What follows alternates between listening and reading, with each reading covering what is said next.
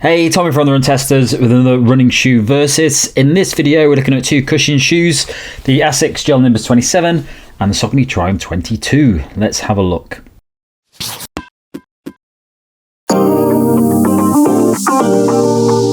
The Asics Gel-Nimbus 27 costs £180 or $165. It weighs 306 grams or 10.8 ounces for men in a size 8, and the drop is 8mm.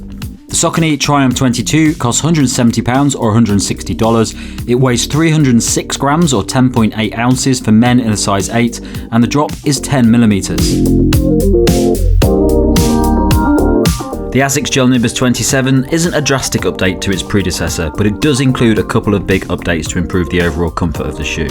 The most important of those is an increase in the stack height of FF Blast Eco midsole foam by 2mm to add even more cushioning to the ride, and the other is a new engineered Jacquard mesh upper to improve comfort and breathability.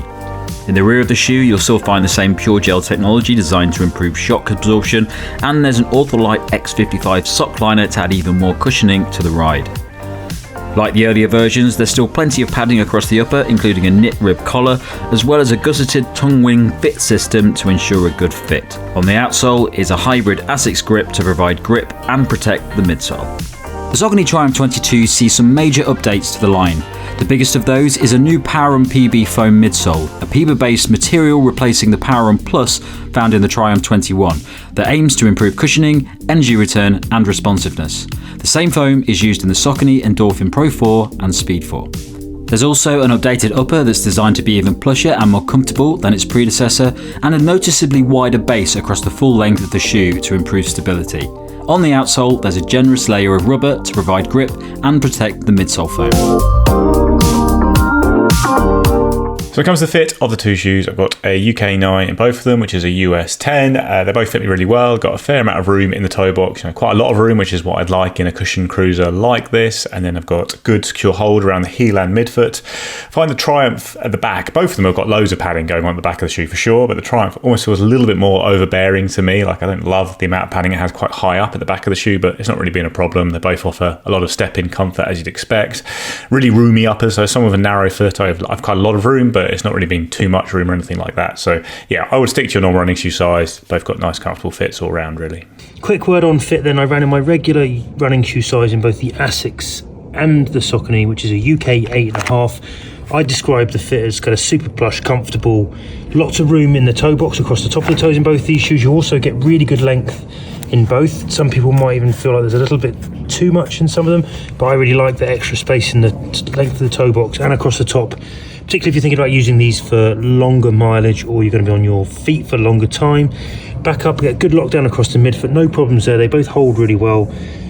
Good padded tongues that take the lace pinch away, and the plush padded heel collars offer great comfort. I had no slipping, really no trouble at all in these, and I would recommend going true to size in both shoes. Okay, so the fit for me in these two shoes is pretty easy. They size pretty much exactly the same. There's plenty of space before the big toe. There's plenty of space around the forefoot.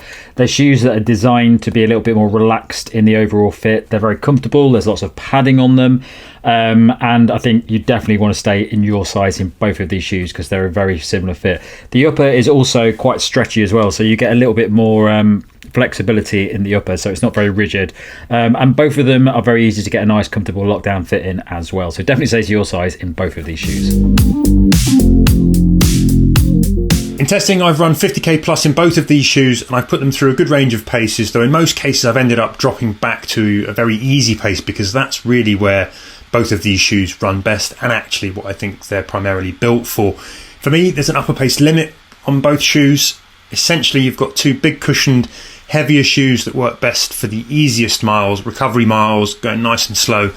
I also actually took them out for a side-by-side mile. I put one shoe on each foot to tease out the finer details in the ride, and I found it really hard actually to sort of draw too many distinctions. For me, these shoes feel remarkably similar underfoot, and I actually just use them for exactly the same kinds of runs. Marathon pace for me is the upper limit, and I really think they're better for sort of anything up to that, really, even than marathon pace. I'd say there's marginally more softness in the Nimbus 27 and a wafer thin bit of extra bounce from that bigger stack, but I don't think it really adds much in terms of the overall performance of the shoe. It's not like it's going to spring you into sort of faster paces. The Triumph 22 is arguably more Nimbus than the Triumph 21 was. I'm not really in love with either shoe for anything but slow mileage. There's just sort of too much work to get through the touchdown to toe off. For me, it's all a bit heavy, a little bit sluggish when you try and push the pace. Now, the Nimbus 27 is notably slappier too. You can hear the difference when you're running. That said, both offer good reliability from wide platforms, decent stability, and I'd say good big mileage durability. They do a job which is going slow, and they're very good at it. But I always like a bit more versatility in my shoes, and I'm not sure that you get that here from either. Okay, so both of these shoes are shoes that I'm not a massive fan of. I will start with the Triumph 22. Now, the Triumph 22 used to be slightly different than the Asics Gel-Nimbus line. It was a shoe that was designed for daily cushioned comfort, but it was a bit more versatile. So in the 20 and the 21, those shoes were two of my favourite cushioned shoes. I used them for loads of different types of runs. They're a great shoe if you were going out and just doing a nice easy run, but they were fine if you wanted to pick up the pace a bit, maybe do a bit of tempo or something like that. They, as a cushion shoe, they were really, really solid for doing that. They weren't a fast race shoe, but I know a lot of people who were running half marathons and marathons. Maybe their first time they've done them, or they're just doing them to cross the finish line in comfort. They were very good shoes for that as well. The Triumph 22, I'm not as big a fan of. They updated the midsole foam, and I'm not a big fan of this midsole foam. The reason is that it's lost a bit of energy return for me, and also it feels quite a little bit more solid than what you get in the Triumph 20 and the 21. And by that I mean that when I hit the ground in this shoe, I don't really get a lot back from it. So that's partly to do with the foam and the lack of energy return. And you do get a bit of energy return in the earlier versions of the shoe. But also, I don't like the geometry of this shoe. So I hit it on right in the midsole, and it just doesn't seem to give me any sort of transition at all. I just sort of hit the ground, lift the foot back up, and I find it quite a hard shoe. It doesn't feel like it's helping me in any way on the run. So I struggle with the geometry of the Triumph 22. I still think it's fine if you're just doing easy runs, but even then I don't enjoy it very much. Even when I'm on an easy run, I like a shoe that gives me a nice transition and makes the easy run easier. I don't get that from the Triumph 22. It just feels like quite a solid, chunky shoe that I'm not really getting a lot back from. The Asics Gel-Nimbus 27. So this is very similar shoe nowadays. It's a big cushion shoe that's designed for those easy runs, maybe longer runs, stuff like that. It's a shoe that historically hasn't got the same legacy as the Triumph line. It's never really been seen as a massively versatile shoe, or a shoe that you can do faster training or anything like that in. But it's a shoe that's very much always been designed towards comfort, designed towards having good cushioning in it. And the last three versions of the shoe have been pretty good. They were updated versions of what the Gel-Nimbus line used to look like, and they've been a nice update. A lot of people have enjoyed using these shoes. The thing about the Gel-Nimbus 27 is that for me it doesn't have a lot more to it than just those easy runs. I don't really get a lot of transition from this shoe. It doesn't feel like a shoe that's really helping you to sort of maintain a consistent pace. It's comfortable, it's nice on an easy run, but again, geometry for me doesn't really work very well. I'm not a big fan of the foam that's in here. And what I find about the shoe is that, less so than the Triumph 22, but it's still a shoe that I don't really get a lot of help from when I'm running in it. There's not a lot of energy return in it. I'm not getting a really noticeable, enjoyable heel-to-toe transition. It's just a comfortable shoe that is fine for sort of easy plods and things like that, but I'm not getting a lot more out of it. They're both very comfortable shoes, especially in the upper side of things, but for me it really comes down to that transition of the two shoes, and neither of them are particularly good, but I do think the Gel-Nimbus 27 is better for comfort overall when it comes to just maintaining a pace and enjoying a nice easy or recovery run. The outsole on both of these shoes, very good on the Triumph 22. Really good solid covering of nice and grippy outsole rubber on there, so that's a big plus point for the Triumph 22. It also protects the midsole really well as well. It's quite a thick layer of rubber, so really good outsole on the Triumph 22. Not so good on the Gel-Nimbus 27, so it does have quite a bit of rubber on, but it does have a big exposed section in the middle here. The other thing about the outsole rubber on the Gel-Nimbus 27 is that it's really thin. It's quite deeply inset into the midsole, so I'm a bit concerned that once you've used this for 100k or so, you're going to start wearing down that rubber, and then you're going to start hitting this midsole a bit more. So not bad outsole, but I don't. It's not as good as the Triumph 22. The Triumph 22 is a very good outsole. So I've got a couple of big, easy cruisers here, high stacks of foam, big, wide bases to add stability. Both shoes that I wouldn't necessarily be my kind of first choice. It's not the kind of shoe I usually go for in my rotation, but yeah, they were fine cruising around for daily training runs, like I say, long runs, that kind of thing. They offer a lot of protection underfoot without necessarily having the most lively ride if you're looking for any kind of versatility, really. Triumph 22 we had in first, and it was a little bit of a disappointment to me, having been a pretty big fan of the Triumph line over the past few generations. With the addition of PWRRUN PB, maybe expect a slightly livelier ride, but I think actually the line has gone in the opposite direction. It's got a lot closer to something like the Nimbus with this big stack of foam, big wide base. It's really just there to offer a lot of protection. You don't really get a lot of response out of it. It's pretty soft at the heel for sure. I think it's actually a mite softer than the Asics all round and a little bit more flexible as well. And it does deliver a pretty fine ride for ticking along, but I really struggle to get going in it at faster paces. The Triumph 22 just couldn't really get my feet moving that quickly in it, and transition was just a little bit slow for me at times. Then the Asics, slightly stiffer ride, I would say, and that does mean the transition's a bit faster. I do think it actually moves a bit more fluidly and smoothly for me. I feel a bit more natural in this shoe, despite the fact it's got quite a lot of similar characteristics in the Triumph overall. I think it does have that stiffer feel.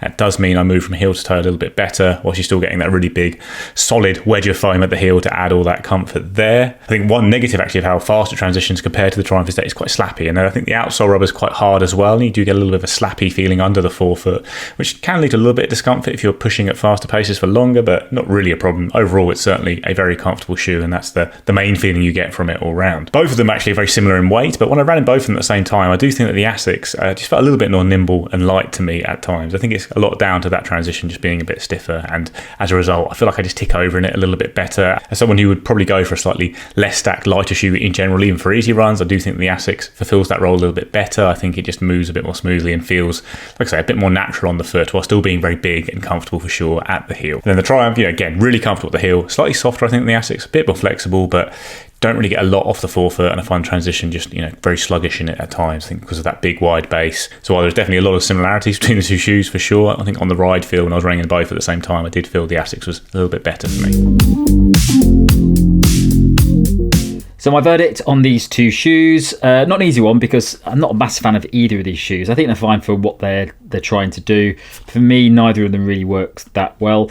If I was to pick between these two shoes, and I'm purely picking between these two shoes for easy days and recovery runs, it's going to be the Asics Gel-Nimbus 27. I think it's a slightly more enjoyable midsole foam in it.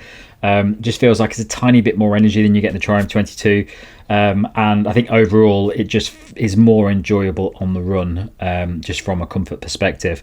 The Triumph 22 doesn't really work for my running style. If it does work for you, I think you're still going to be getting a pretty similar experience between these two shoes. But really, both of these I'd go for easy day or recovery. I wouldn't really use them for longer runs or anything because of that heel to toe transition. So out of these two, I'm picking the Asics Gel-Nimbus 27. If I was to give some examples of shoes that I pick over these two, because I think they're better, I would give you something like the Brooks Glycerin Max. I think that shoe has just there's a lot more to that shoe. Similar level of cushioning, similar level of comfort, but there's just a much nicer heel-to-toe transition in that shoe. It just feels a bit smoother. I think there's a little bit more bounce in that midsole foam of that shoe. It's also a very stable shoe. Both of these shoes are very stable, so that they've both got that going for it. Even though they've got big stacks in them, they're very stable shoes, so that's another plus point for these shoes. But something like the Brooks Glycerin Max, I think it's just got a bit more to it, and I definitely use that shoe for more types of runs, including tempo efforts and things if I'm doing marathon training. Also, obviously, I'm going to say the New Balance Small V5, because I think you'll get the same level of comfort and cushioning as these two shoes, but I like the foam more in that shoe, and I like the transition more in that shoe. It just feels more enjoyable, especially for easy runs. It's just nicer and makes an easy run more enjoyable as a result of the geometry and the midsole foam in it. But there are a couple of options that you could look at instead of these two shoes. When it comes to the verdict, these are certainly similar shoes, I would say, all round, and they do a similar job for most runners. So if you're experienced runner of a rotation, these are going to go in at the easy end of that rotation, hoover up a lot of mileage, add a lot of comfort and protection on easy days, and you're moving at a slow pace. Newer runners could look at them, I'd say, as more versatile all-rounders. Like if you just want one shoe for everything and mainly want to focus on protection, they can do that job. I think in both cases, I would prefer the Asics Gel-Nimbus 27 myself. I find the ride a bit more natural, a bit faster, a bit smoother, and just it's still really comfortable. Definitely definitely as comfortable as the Triumph. It's all about comfort with both of these shoes, but I do think that the slightly stiffer midsole you get here just means it moves a bit quicker through the foot strike, and just has a high turnover run. It feels just a bit more natural on my foot as a result. Certainly as a heel striker, getting loads of comfort from both of these shoes at the heel, but neither really bring the most lively ride, but overall the Asics just edges it for me all round. Whether I'm looking for one shoe for everything, if you were looking for that from one of these shoes, I would say look elsewhere if you're looking for a really versatile shoe, but if you do want that, I think the Asics does it better, and I prefer the ride a bit for easy and long runs as well. Verdict then, and for me, you've got two capable cushion daily trainers with very little to choose between them. Similar fit and comfort, identical weight on the foot. Two shoes with softer rides that for me are really low gear shoes, nicely protective and impact eating for the slower miles, but not great at anything really sort of faster. Even the difference in the stack with that extra midsole in the Nimbus is somewhat offset by the Nimbus's lower drop. If you're looking for the softer guaranteed cushion comfort for easy miles, you can't really go wrong with either of these shoes, but I've had to choose one. It'd probably come down to price, and the Saucony Triumph 22 just about edges it. It comes in cheaper, though I honestly think you can take either of these shoes and get largely the same experience. If you're a big Nimbus fan, I wouldn't swap to the Triumph 22. I wouldn't see a reason to do that, or vice versa. That's it from us on this Versus. Thanks a lot for watching. Don't forget to like, subscribe and click the little bell. And if you go in the caption below, you can find a link to our podcast, which comes out a couple of times each month. Thanks a lot for watching. Catch you next time.